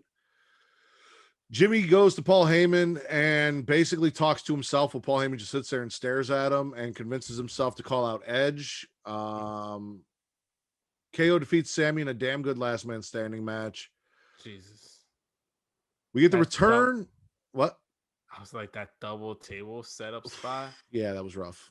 That's some 2K shit you do. KO's fucking 2021 McFoley. Like, he don't give a fuck. He's gonna take all the bumps. Yeah. Next Money in the Bank entrant is announced to be the return of Zelina Vega, Wow. who everyone thought was going to replace Vicky Guerrero on AEW Dynamite, and now they're probably pissed because she's back in WWE, which we heard. Like, we heard they had re-signed her. We heard she was coming back. Then they fired Aleister Black, and everyone's like, well, maybe that was a rumor. That wasn't true, which was great because when she showed up tonight, I was shocked as shit when they said her name. I'm like, holy shit. Yeah. They really did re-sign her. And then you guys all tried to give me hope, and I told you to go fuck yourselves. Liv comes out, says this is bullshit. I beat Carmella. You gave her a spot. I deserve a spot. Give me a spot. Earlier today, SmackDown or WWE on Fox tweeted out, does Liv deserve a spot? And I'm like, of course she does. But even if she didn't, you guys don't have enough fucking women on the roster to fucking fill out the SmackDown side anyway. So what does it matter? And then they gave me the big fuck you by bringing back Zelina Vega. So we get a match, Liv versus Zelina. Liv gets the win. Zelina eats a pin in her debut or her return match. Seth goes back to management and bitches at Sonya and Adam for not putting him in the Money in the Bank ladder match. And they're like, we didn't tell you we'd put you in. We said we'd take it into consideration. He goes, you said you were inclined to agree with me. And they're like, no. He wasn't bitching about being in the Money in the Bank ladder match. He was bitching about getting the title shot. That's what it was. Yeah. Yeah. So they said he could be in the Money in the Bank ladder match if he beats Cesaro. Yeah. I don't think he's beating Cesaro. I don't give a fuck if he does or not. I don't want to watch Seth versus Cesaro again. I don't want to watch Big E versus Apollo ever again. Like, I loved that feud and I was so about it. And then they did it to fucking death. Yeah. Same thing with Seth and Cesaro. Like, I don't ever need to see those two wrestle each other again because they wrestle on SmackDown. They wrestle on pay-per-views. Like, I don't know how many times I've fucking seen them wrestle, but it's too much. Too much. I don't need it anymore. Yeah, no, it's a little bit of a oversaturation over on SmackDown's end, and even like the Shinsuke Baron stuff. Even want to take deeper into it, like that should have been done after Shinsuke unofficially became King of the Ring on some bullshit. That should have been over. But now it looks like it's gonna be Corbin versus Rick Buggs because Buggs is just fucking with Corbin backstage, talking a bunch of shit. Otis defeats Dawkins. Paul tells Jimmy, go be main event Jimmy. Go out there and do some shit.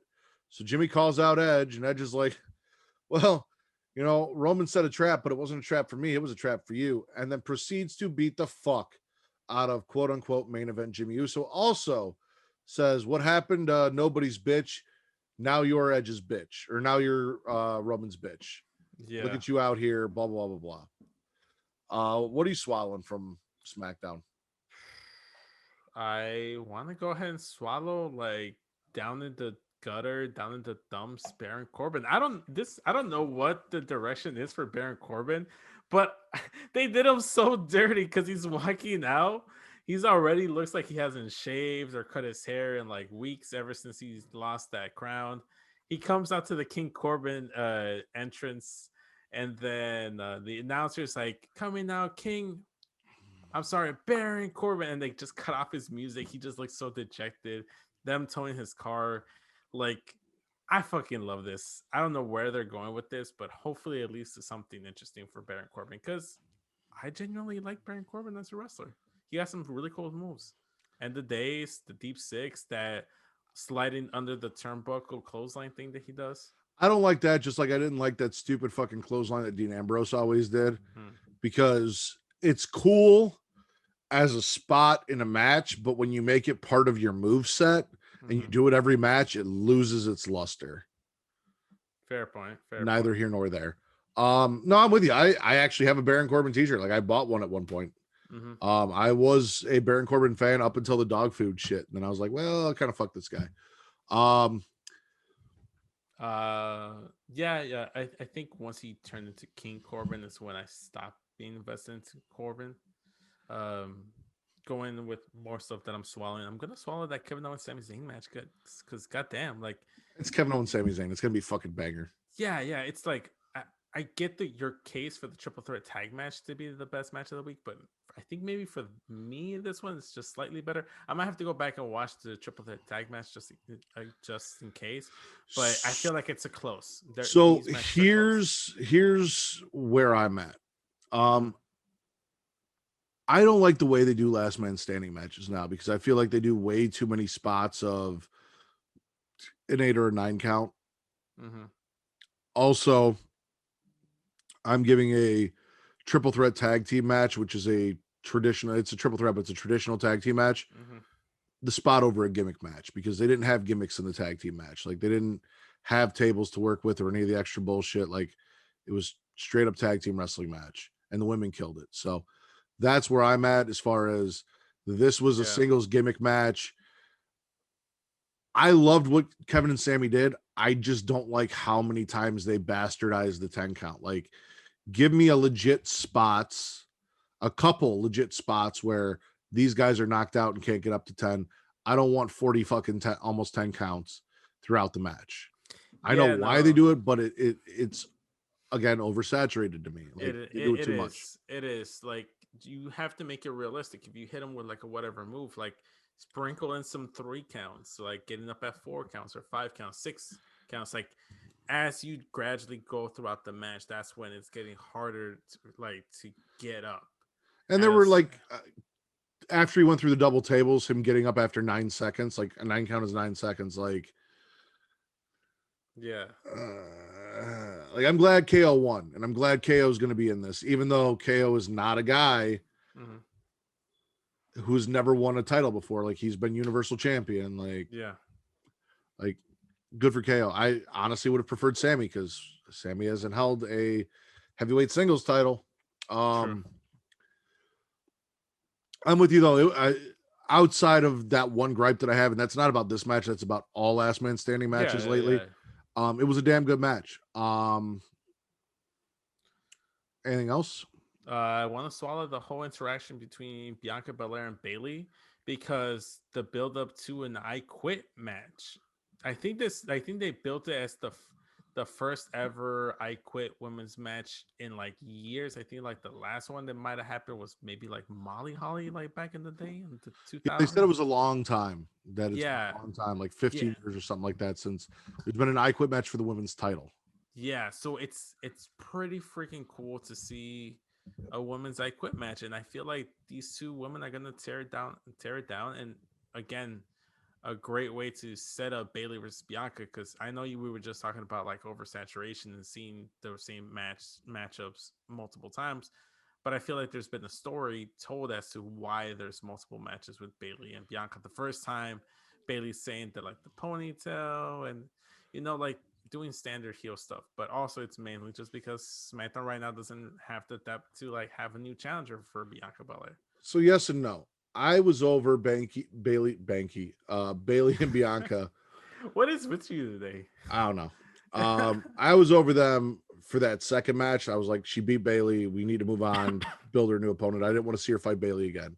Yeah. At this point, though, I'm fucking sick of you. You need to go away. This is how I'm gonna make you go away. So now I'm back okay with it. Because like you said, they've kind of put it into the story of Bayley refusing to give up, even though she keeps losing, but like as a heel making excuses, not like a baby face who's relentless and is just going to keep going until they get their win, but a heel who can't accept their loss. Kind of like Drew. Well, yeah. So now you're going to fucking lose. And you're going to quit. I'm going to make you quit. I'm going to make you give up and stop fucking with me. Anything else? I don't think so. What about you? I got nothing else I want to. I'm swallowing Zelina's return. Oh yeah, that's cool. Even though she took the L, she's fucking back on my TV. Yeah, still but cuts a great promo. She took an L to Liv Morgan, who looks like they're trying to build up to like that mid card or upper mid card of the women's division. So I'm good with that. Liv is kind of a hot pick for winner of Money in the Bank on the women's side. I'm assuming she's going to get in. She's the only one they're really building going into Money in the Bank. for something. So, you spitting anything from SmackDown? Do I want to spit anything specific? I can't think of anything right now. But what about I you? can. What are you spitting? What? I'm spitting everything Samoan. Everything For the first time ever, everything that happened with Jimmy Uso, I'm spitting. Like, don't get me wrong. I enjoyed Edge. I enjoyed Edge beating the fuck out of Jimmy. I don't understand why he went from I'm not going to be your bitch. I want my brother to be my tag team partner. And then out of the blue, out of nowhere, just took the knee and submitted without a match, Yeah. without a beat down, without anything, just said, fuck it. I don't know where Jay is. I'm assuming Jay got injured or something happened. I don't know where the fuck Jay is. I don't get it. So because I don't get it, until I get a reasoning for it, until like there's a story being told or something happens where it's like, oh, that's why they did that. I'm spitting this because it doesn't make any fucking sense. This guy was, I'm an Uso. We're the tag team. We're going to be equal to Roman. We're going to be tag team champions. We're going to be in the family like Roman too. I've got Roman's back. Whatever Roman needs, I got your back. I'm going to be the new Jey Uso, blah, blah, blah. And then Jay just fucking disappeared. Yeah. So they lost me on that. Like, Roman didn't even fucking show up this week. Yeah. Bobby Lashley didn't show up this week either. Exactly. So I'm out. But at least MVP and Kofi told a good story in the meantime. Edge and Jimmy didn't tell a good story because why the fuck is Jimmy being Roman's bitch? Exactly. We know why Kofi was mad at MVP for what he did to Xavier. I don't know why Jimmy has Roman's back. Yeah, I know. It's kind of weird how they've just pivoted so drastically in the opposite direction of how Jimmy's stance was with the whole Roman situation. Spinner swallowing SmackDown. I think I'm still swallowing SmackDown because it was still a decent show. Yeah, I'll swallow it. More good than bad. I'm swallowing mostly for Zelina. I'm mostly swallowing for that last man standing match because I thought it was very good. Other than that, I might have gargled undecidedly. Best show of the week? I want to give it to NXT. I feel like NXT had more good than bad. Yeah, and then SmackDown without Roman Reigns just wasn't really up to par. I agree. SmackDown didn't. I mean, even with the last man standing match and Zelina returning, like Zelina returning was big for me. Last man standing match, great, but it just didn't feel like SmackDown without Roman, and that's a problem if you can't put on a show without one guy and it be swallow worthy. Then maybe you're putting too much focus on that one guy, and you need to like stop making Seth fight Cesaro and Big E fight Apollo and let them do other shit. Anyway, yeah, I'm with the NXT best show of the week for sure. Got that big win. Personally, my favorite match of the week was on NXT. Big win for Swerve, new North American champion. I'm all for it. Samoa Joe Samoa Joe's fantastic. We didn't get our Samoan on SmackDown, but we got our Samoan on NXT. All right, Vince. Yes, it is that time. It's that time again, huh? Yep. If my thing will play, of course it doesn't. Yeah, no. See, technical issues. I was trying to play a soundbite, but no, of course not. 6666666.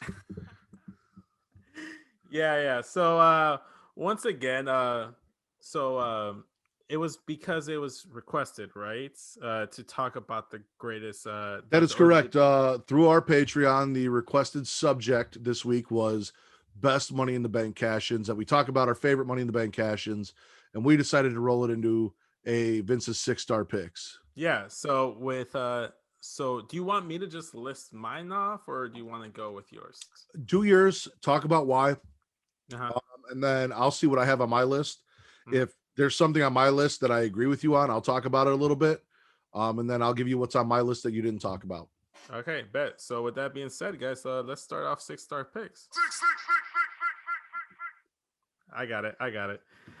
So number 6, like at the last spot, I'm gonna go with Dean Ambrose cashing in Money in the Bank 2016. He had just won the Money in the Bank that same night. I'm not always the biggest fan of like wrestlers going ahead and cashing in the same night. Yes.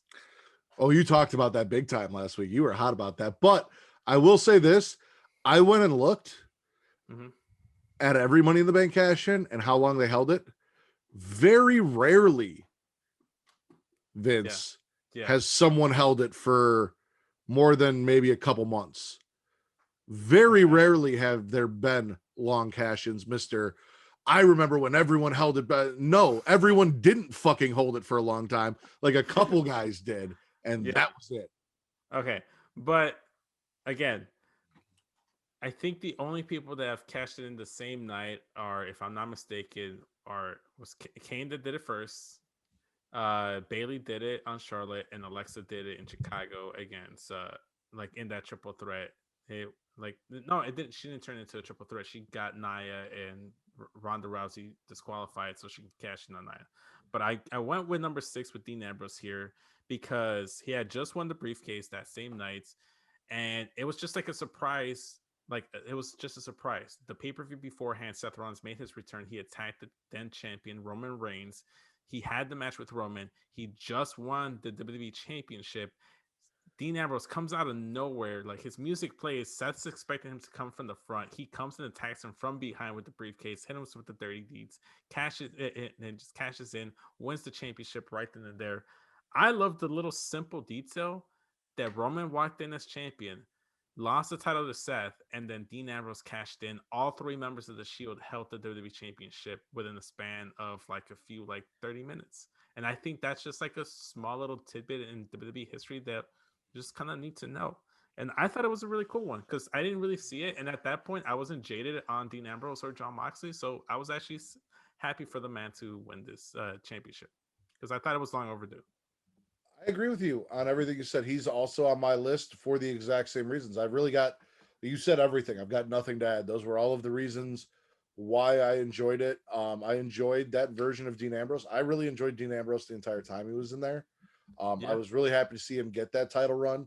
And I thought it was dope that we saw all 3 members of the Shield holding that title in one night. Yeah.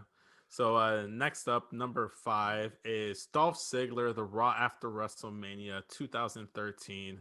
One of the biggest pops I've ever heard for a cash in. That to this day, you go watch that cash in, that pop the minute Dolph Ziggler's music hits is huge. Obviously, Raw after WrestleMania crowd, a fantastic atmosphere and venue to do a cash in, but mostly just because fuck Del Rio, we don't claim him, so he's not one of the Mexicans we claim. And at that point, Dolph Ziggler did look like he was an up and coming star, and like you were saying, Matt, a guy that yes, he had a world title run technically, but it was literally for a cup of tea, and he didn't actually do anything with it. So it was kind of exciting to see a new younger guy get the championship and establish them into like a higher tier of the main event. I feel like that's what Money in the Bank should be, kind of like what King of the Ring was doing back in the day. Except it didn't really because now he's a fucking tag team wrestler and he's not in the main Unfortunately, event. He's yes, been yes, jobbing out for years. unfortunately. I'm just Not, saying back then. Back right, right, then. right. No, I hear you. I've seen it. I didn't see it when it happened. I've seen the clip of him cashing in. Mhm. Not on my list, but Yeah. I get it. Also, too, what I liked about this one is that not too many cash-ins played up the fact that up until this point, no one has failed to cash in, and Dolph did a really good job of making it seem like he might fail, and added some suspense to it, which I appreciate. Yeah. What's number 4? Number 4 on this list is going to be CM Punk at Extreme Rules 2009. No, not the Raw where he cashed in on Edge. The one that was the catalyst for Punk's heel turn and eventual run as the Straight Edge Society when he cashed in on Jeff Hardy after a grueling match versus Edge. Jeff Hardy's face of fuck in the corner just was perfect though. My sister loved Jeff Hardy. I love CM Punk, so I just rubbed this in her face. And this also led to CM Punk having a loser leaves SmackDown match with Jeff Hardy and sending Jeff Hardy packing to Impact Wrestling. And we got Straight Edge Society CM Punk. Without Straight Edge Society, we don't get SCS. We don't get SCS Vince. So it had to be in here. Without this cashing, there is no Twitter handle for me. There is no SCS Vince. That might have been for the best. And big F you to Jeff Hardy too. Also on my list for that reason, for everything you said about Jeff Hardy. He cashed in on Jeff Hardy, took Jeff Hardy's title, sent Jeff Hardy packing to TNA, got him the fuck out of WWE and off my TV. Mm-hmm. For all of those reasons, because fuck the guy that falls off stuff pretty. That's Kevin Owens' job. That's Kevin. I was really thinking you were going to put the Edge one in. I was hoping that I get to put that in there and do that, but you did a justice. You did a good job. So yeah. I mean, I liked the Edge one, but it didn't really lead to anything. If you really like, afterwards, he ended up getting punted in the head by Randy Orton and didn't even like lose his title. Mm-hmm. So, and he didn't even get a championship match to retain it. So that was that. Number 3, Seth Rollins cashing in at WrestleMania 31. First cash in at WrestleMania ever. And I've always said this, like, if you're Mr. Money in the Bank, you can cash in at any point. Why wouldn't you cash in at WrestleMania? Biggest stage of them all. Like, have your WrestleMania moment. Yeah, it depends on who the champion is. I mean, this worked out for him. Yeah. But not a lot of guys are going to be able to cash in on a Brock Lesnar at WrestleMania and have a good fucking night. Well, true. But like, again, like, pick your spots if the opportunity is there, right, for the picking. I mean, to be fair to Seth Rollins' point, like, not only was Brock Lesnar in this match, but also Roman Reigns. So like, this isn't like the ideal. He turned it into a triple threat. He could have fucked himself over by turning this into a triple threat. But also, I thought this was good because leading into WrestleMania, no one was really feeling Brock Lesnar retaining the title. They weren't really getting behind Roman Reigns. Seth Rollins just kind of saved us from like 2 bad endings at WrestleMania. And it just kind of kickstarted Seth Rollins' ascent into that main event and being the top level talent that he is. And that's what Money in the Bank is supposed to do. Elevate a guy to the next level. Also on my list, this is one of those ones that I said I think is on everyone's list. This is probably one of the top cash-ins of all time for all the reasons you said. At WrestleMania, put Seth Rollins over blah blah blah blah blah. Yeah, 100%. Number 2, Edge's first cash in at New Year's Revolution 2006. The first ever cash in, and just kind of laid the foundation for what all other cash ins were supposed to be, and just kind of set the standard. It was a long, grueling elimination chamber. John Cena survived. He was bloody. He was busted open. Edge comes out. We just knew that he can get a championship match at any point. No one thought that he could have it literally right after a match. Just kind of like blew up the entire system right then and there.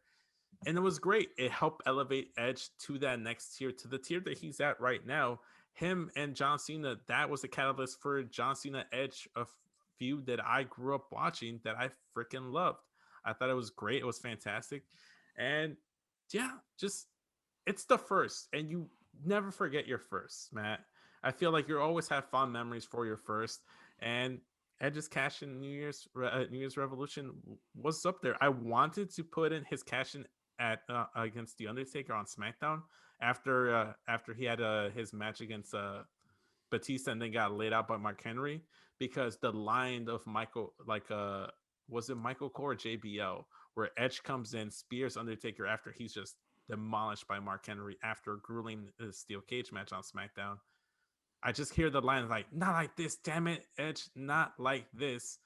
And I just kind of like that cash in because I didn't see it coming and it was unexpected. We should never have a cash in on the Undertaker on any list on this podcast, to be clear. Okay. I get why you put it on there. Again, that's probably the other one that is on everyone's list because it's the first one. I didn't put it on my list for that reason, and because I gave it spot to something that isn't really a cash in, but is kind of a cash in and a very special moment. So, okay. Number 1. I want to do the numbers since you're gonna do it. Like, I feel like I can put some.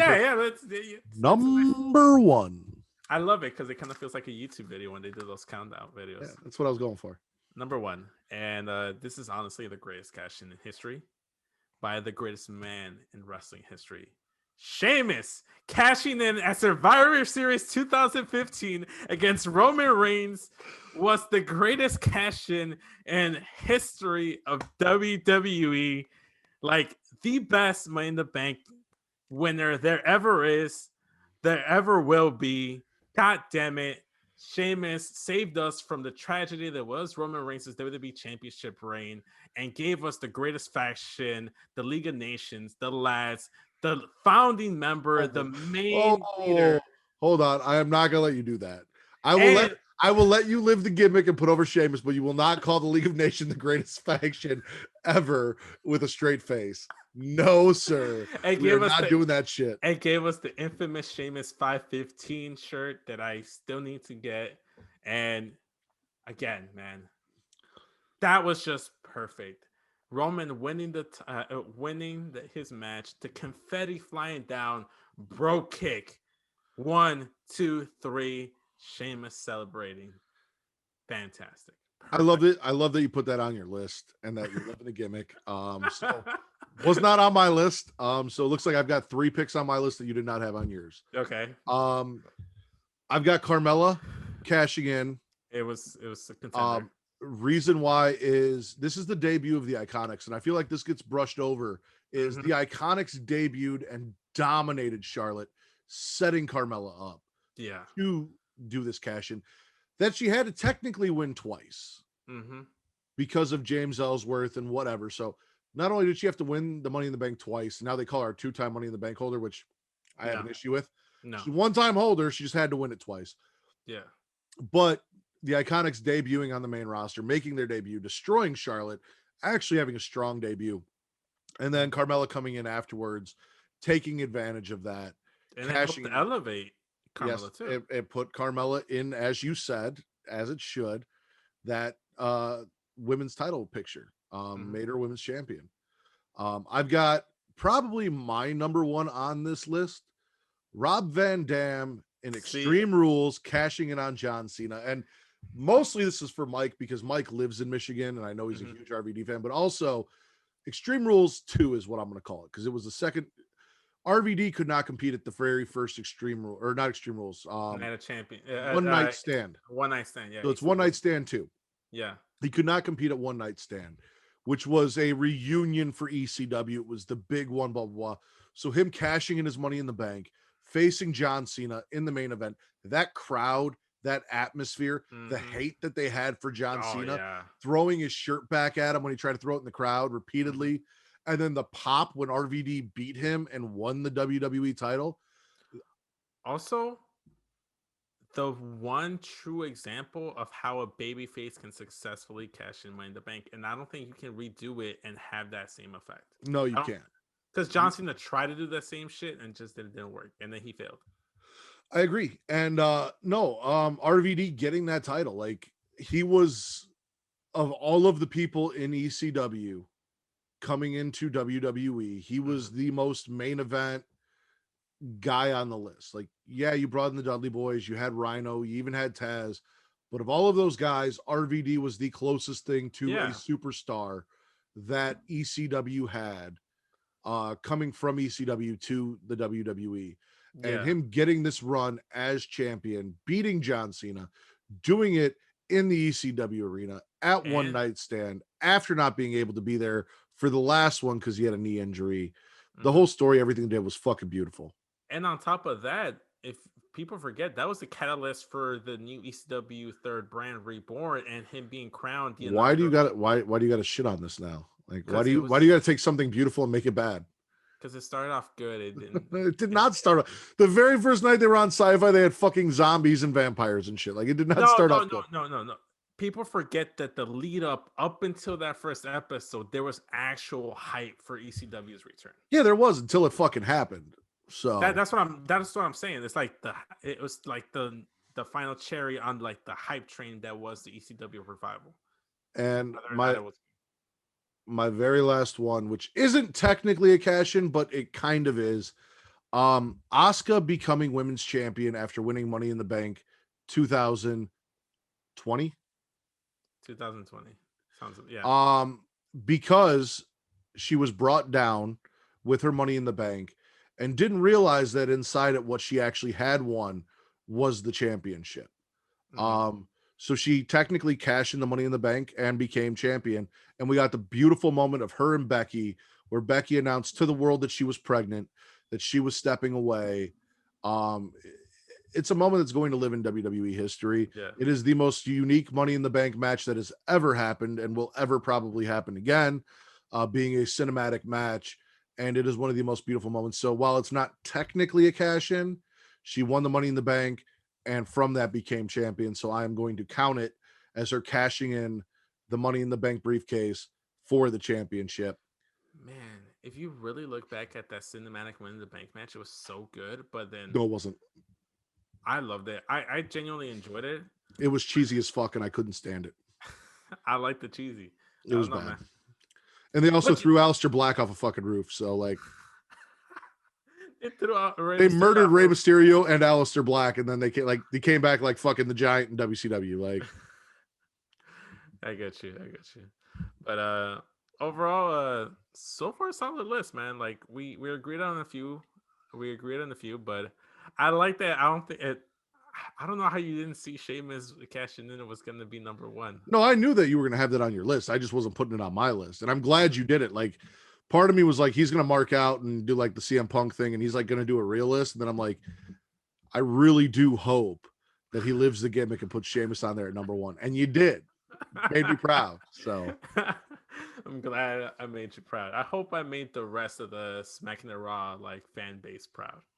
I hope they like. I hope TC and Wreak Havoc are out there happy that I'm living this gimmick because of them. it is 100% Young Kings Wrestling that made this happen. All right, Vince, we've run long enough. We're almost at 2 hours now. Jesus. Plug your socials. Uh, go ahead and follow me on all social media platforms at SCS Vince. You can follow the show on Instagram and Twitter at Smackin' the Raw Pod. Matt, you can take it from there because I'm not doing everything else. What about the Facebook? What about the Facebook? You are terrible. You are god awful at this. You guys can follow me on Twitter at Matt Ritter. That is at MATTRIDDER. You guys can also check out the Creation World on Twitter and Instagram. That is THECREATIA. As I always say, Creation World is a banner under which Smackin' Raw exists, as well as other great podcasts that you can go check out. So if you go hit up at Matt Ritter, there are link trees in there. One is Linktree/Creation World. One is Linktree/Smackin' Raw. Smackin' Raw gets you the audio. Creation World gets you Pornhub and YouTube and everything Creation World. So go check that out. You guys can also find us on Facebook at facebook.com/group/Smackin' Raw or facebook.com/Creation World. And we have Super Flash Year of Tomorrow, which is still going on. New episode just dropped with Mara and Travis. Go check that out if you are a fan of the CWDC universe. And that's over at facebook.com/Super Flashy Arrow of Tomorrow. Also, forgot to mention, wasn't able to get it recorded properly because Rick has some internet issues, but episode 6 of the Straight Talk podcast will be coming out. So if you guys want to hear about us talking about the NBA finals, the NBA draft, and just what's next for a few NBA teams, go ahead and check that out. That should be dropping early next week. To be fair, if you had done what I wanted you to do, which we wouldn't have got the Super Show done, which was really fun, but if you just done what I wanted you to do and do the Dragon Ball podcast and we lost Reek, you'd still have an episode out right now and it'd be the Dragon Ball podcast with you, me, and Justin. But instead, you don't because you picked NBA over Dragon Ball Z. And that's fucked up. Maybe it should be the 7th episode, 7 Dragon Balls, I feel like. Yeah, but you're the 6-star guy, so 6 would have been perfect. Yeah, true. I'm just saying. I'm the 6th man. When you pick Reek and NBA over Matt and Dragon Ball Z, this is what happens. This is what you get. But see, if you really think about it, the 6th man is a term in basketball. I don't give a fuck about basketball. This is the 6th episode. Listen, if you have not learned it by now, everything's about me. It's all about me. I don't give a fuck about basketball. Well, my podcast isn't about you, Matt. It could be. It's not. It could be. This one is, but not that one. All right. Also, you guys can follow me at Smackin' the Raw Pod on both Twitter and Instagram. Vince runs that Instagram. We're at 188. So, like, you got a couple of you guys went over there and did what I asked you to do. But, like, We're almost at 5,000 on at Matt Ritter, and I'd like to get those numbers on Smackin' a Raw Pod. So like go to at Smackin' a Raw Pod and get those numbers up. Mhm. I also think we got 23 subscribers on Pornhub, which is fucking hilarious and fantastic. Yeah, we right now we actually have 161 followers on Instagram. So We almost that's have as many followers on Instagram, which has existed for like 2 months, as I've had on Smackin' a Raw Pod, which has been around for like 5. Come on, people. Come on. I guess it's just easier to hit the follow button on Instagram when you see memes and stuff. So Or maybe it's you just because I'm not on Instagram, so they don't have any other choice but to follow that one. probably that's probably exactly what it is, man. I don't blame you, people. All You right. need to like fusion dance the two Twitter accounts. For Pornhub Poppy, Daddy Delgado himself, Vince, I am the Warden Matt Ritter. We are Smackin' Raw, and we are the #1 wrestling podcast on Pornhub. Later, y'all.